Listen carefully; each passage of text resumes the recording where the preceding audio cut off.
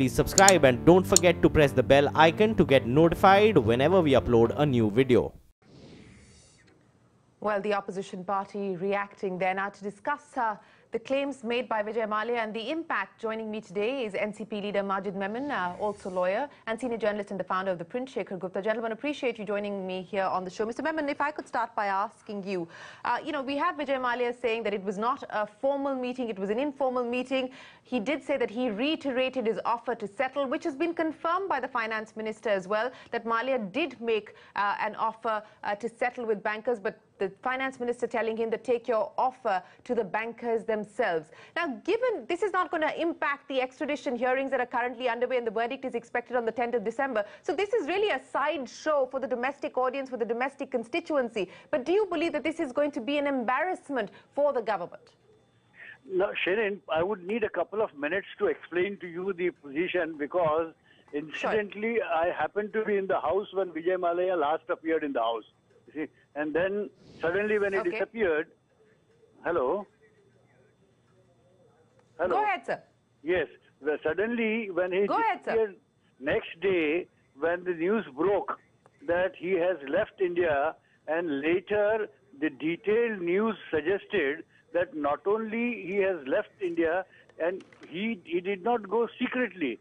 He has gone with some kind of a red carpet walk and with huge bags going with him. And now that when he says that before I left, I had met finance minister, first he said more than once, but then after Mr. Jaitley has said he has changed his version a bit, perhaps under some fear. But one question arises, that when there was so much noise throughout the country, when this man suddenly disappeared with huge bags, and immigration did not stop him, customs, ED, IT, nobody bothered to stop him, and he claims that he has had an occasion to talk to the finance minister, whichever way, in the Parliament House or in his office, whatever, that is not relevant. Now, Mr. Jaitley is saying that, well, on one occasion, he wanted to hand over certain papers to me, which I did not accept. He told me that he wants to settle. I told him that you should go to the bankers and talk to them. You see, maybe formally or informally, maybe that Mr. Jaitley did not give him appointment, but the major question is that all these facts, when there was so much noise in the house and in the country, why did finance minister not place before the house honestly, being the leader of the house, and also to the country that this, as I said, happened before he exited? Why did he conceal that? There lies the truth. And therefore, there is the belief or suspicion that he must have gone with the implied consent of the finance minister, gathered strength. And therefore, we would be justified in questioning the finance minister on that. Justified in questioning the finance minister and gives credence to the theory that Vijay Mallya was in fact tipped off. Shekhar Gupta, I know you've tweeted and said that, look, this is not such a scandal to speak with somebody in the Central Hall of Parliament. But the fact of the matter is that there was a lookout notice against Vijay Mallya. That lookout notice was modified against Vijay Mallya. This also gives credence to the opposition's argument, and we heard that statement coming in from the Congress party yesterday, that Bhagodon ka saath, Bhagodon ka vikas, that is the new narrative for this government. Vijay Mallya in London, Nirav Modi flees the country a couple of days after being photographed with the Prime Minister in Davos, Mehul Choksi sitting in Antigua. It doesn't look particularly good, does it, this narrative? It looks terrible, because the question is not who he met in Parliament. An MP in Parliament can walk up and meet anybody. In fact, there is one odd MP even now in Parliament, or recent ex-MP, who has a lookout notice against him, and in fact ED has spoken to at the court, written to the court saying that they fear that he may leave, but MPs have their privileges, so leave that aside. The fact is that without complicity of someone high up, without the help from somebody high up, Vijay Mallya could not have left in so casual a manner, because he did not just leave stealthily from one of the smaller airports, maybe Chennai or Calcutta or someplace. He left from Delhi.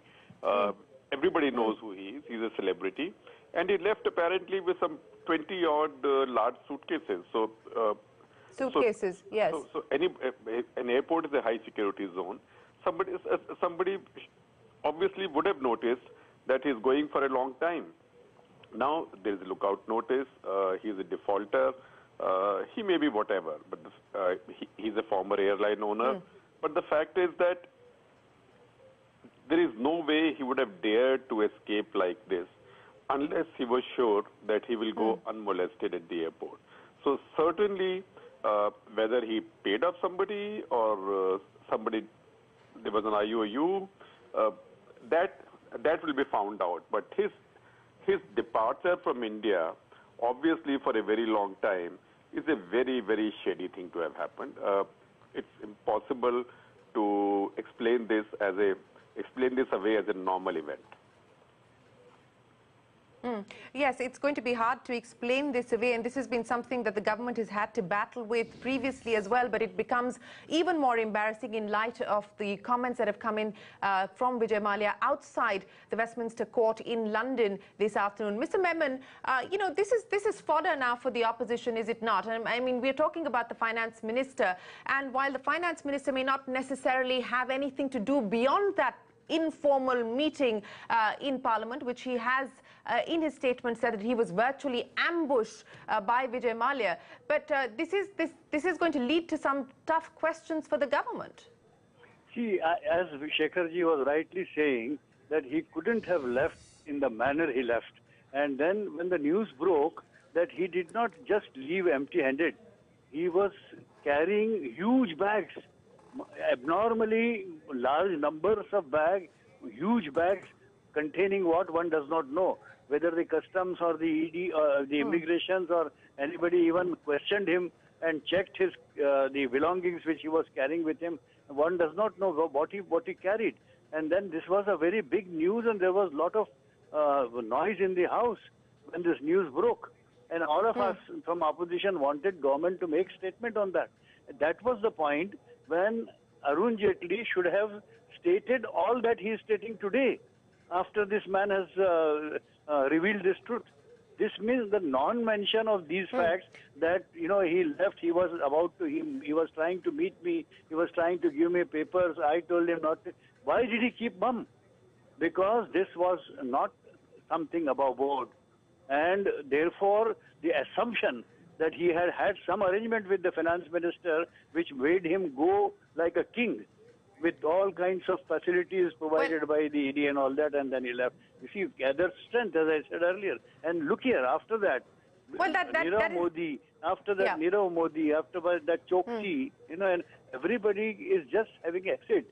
And with, on their heads, serious allegations of misappropriations of thousands of crores of rupees. Is the government not hand in glove with these people? The onus is upon government to explain that we are innocent and we have no information about this.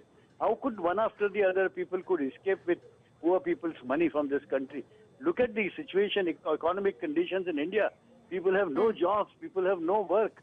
People are suffering because of high prices. Right. Money is diminishing.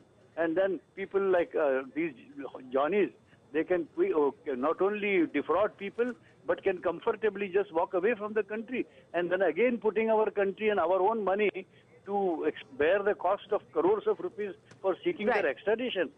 Is this not too much? Well, you know, but whether or not there was any complicity or whether this was, as the finance minister is saying, him being ambushed in the Central Hall of Parliament, you know, that is a matter for investigation. But Shekhar Gupta, let me ask you a larger question. I mean, this matter has been in court now for several months. Vijay Mallya speaks with the press quite freely. He's very accessible. Every time that there is a hearing, he speaks for you know, minutes, if not hours outside court whenever he's asked questions by reporters. I'm wondering why he chose to make this known today.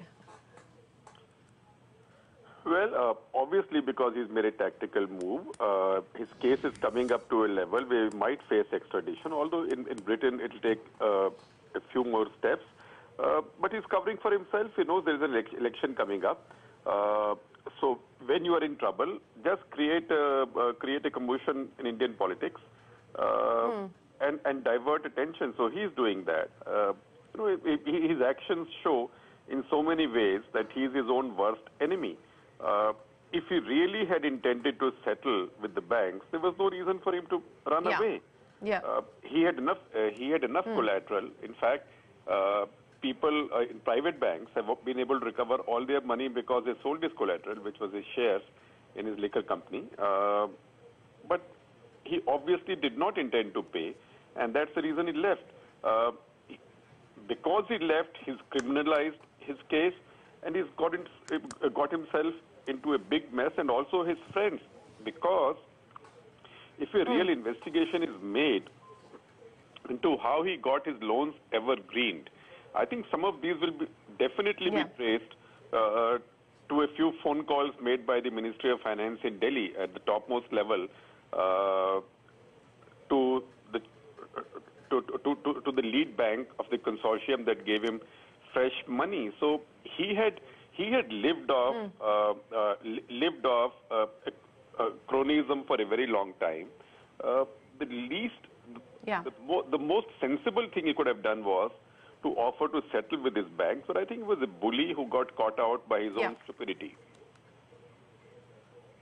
Well, you know, the offer for settlement is pending with the Karnataka High Court, and that matter is coming up later this month. The extradition matter, the hearing underway, the verdict now on the 10th of December. But as I pointed out, this has now converted itself into a whole other story and given fodder to the opposition to go after the government. But for this evening, Majid Memon and Shekhar Gupta, appreciate you joining us on the developing story of the night.